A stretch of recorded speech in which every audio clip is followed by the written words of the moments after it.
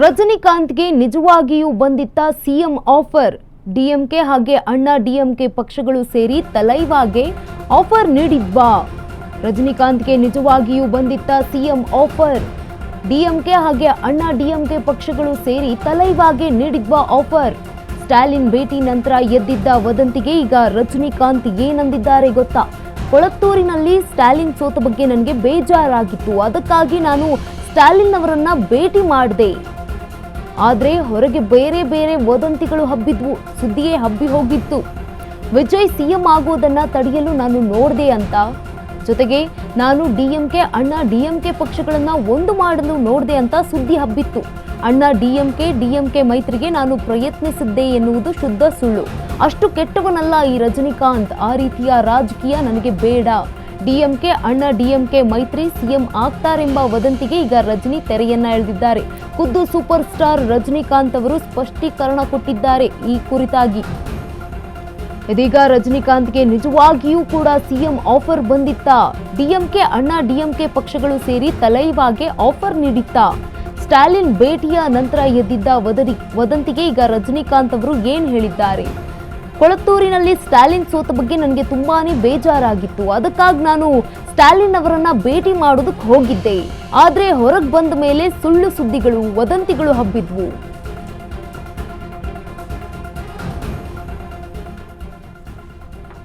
ಜೊತೆಗೆ ಸಿಎಂ ವಿಜಯ್ ಅವರು ಸಿಎಂ ಆಗೋದನ್ನ ಕೂಡ ನಾನು ತಡೆಯೋದಕ್ಕೆ ನೋಡಿದೆ ಅಂತ ಕೂಡ ಸುದ್ದಿಯನ್ನ ಮಾಡಿದ್ರು.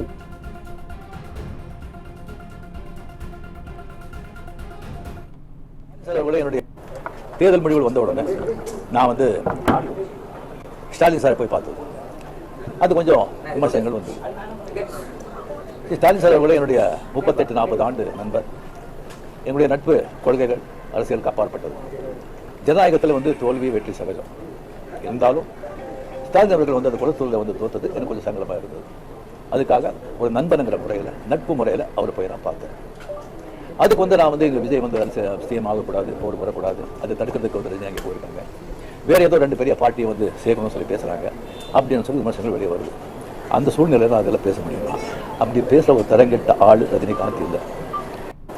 தேர்தல் முடிவுகள் வந்த உடனே நான் ஸ்டாலின் சாரை போய் பார்த்தது, அது கொஞ்சம் விமர்சனங்கள் வந்தது. ஸ்டாலின் சார் அவர்களே என்னுடைய 38-40 ஆண்டு நண்பர். என்னுடைய நட்பு கொள்கைகள் அரசியலுக்கு அப்பாற்பட்டது. ஜனநாயகத்தில் தோல்வி வெற்றி சகஜம். இருந்தாலும் ஸ்டாலின் அவர்கள் அந்த குளத்தூரில் தோத்தது எனக்கு கொஞ்சம் சங்கடமாக இருந்தது. அதுக்காக ஒரு நண்பனுங்கிற முறையில், நட்பு முறையில் அவர் போய் நான் பார்த்தேன்.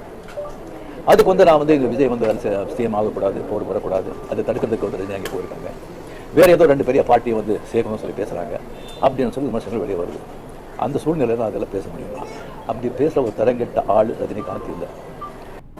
தேர்தல் முடிவுகள் வந்த உடனே நான் ஸ்டாலின் சாரை போய் பார்த்தது, அது கொஞ்சம் விமர்சனங்கள் வந்தது. ஸ்டாலின் சார் அவர்களே என்னுடைய 38-40 ஆண்டு நண்பர். என்னுடைய நட்பு கொள்கைகள் அரசியலுக்கு அப்பாற்பட்டது. ஜனநாயகத்தில் தோல்வி வெற்றி சகஜம். இருந்தாலும் ஸ்டாலின் அவர்கள் அந்த குளத்தூரில் தோத்தது எனக்கு கொஞ்சம் சங்கடமாக இருந்தது.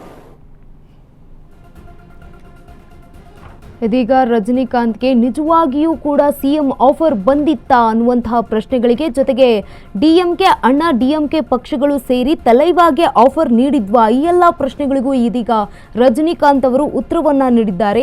ಕೊಳತ್ತೂರಿನಲ್ಲಿ ಸ್ಟಾಲಿನ್ ಸೋತ ಬಗ್ಗೆ ನನಗೆ ಬೇಸರ ಇತ್ತು, ಅದಕ್ಕಾಗಿ ನಾನು ಸ್ಟಾಲಿನ್ ಅವರನ್ನ ಭೇಟಿ ಮಾಡಿದೆ. ಆದರೆ ಹೊರಗೆ ಬಂದ ಮೇಲೆ ಬೇರೆ ಬೇರೆ ವದಂತಿಗಳು ಹಬ್ಬಿದ್ವು. ನಾನು ಯಾಕೆ ವಿಜಯ್ ಅವರನ್ನ ಸಿಎಂ ಆಗೋದಕ್ಕೆ ತಡೆಯೋದಕ್ಕೆ ಹೋಗಬೇಕು? ನಾನು ಡಿಎಂಕೆ ಅಣ್ಣಾ ಡಿಎಂಕೆ ಪಕ್ಷಗಳ ಒಂದು ಮಾಡಲು ನೋಡಿದೆ ಅಂತ ಹೇಳಿದ್ರು. ನಾನು ಯಾಕೆ ಆ ರೀತಿ ರಾಜಕಾರಣವನ್ನ ಮಾಡೋದಕ್ಕೆ ಹೋಗ್ಲಿ? ನಾನು ಅಷ್ಟು ಕೆಟ್ಟವನಲ್ಲ ಅಂತ ಸೂಪರ್ ಸ್ಟಾರ್ ರಜನಿಕಾಂತ್ ಅವರು ಮಾತುಗಳನ್ನಾಡಿದ್ದಾರೆ. ವದಂತಿಗಳಿಗೆ, ಅಂತೆ ಕಂತೆಗಳಿಗೆ ಇದೀಗ ತೆರೆಯನ್ನ ಎಳೆದಿದ್ದಾರೆ ರಜನಿಕಾಂತ್ ಅವರು.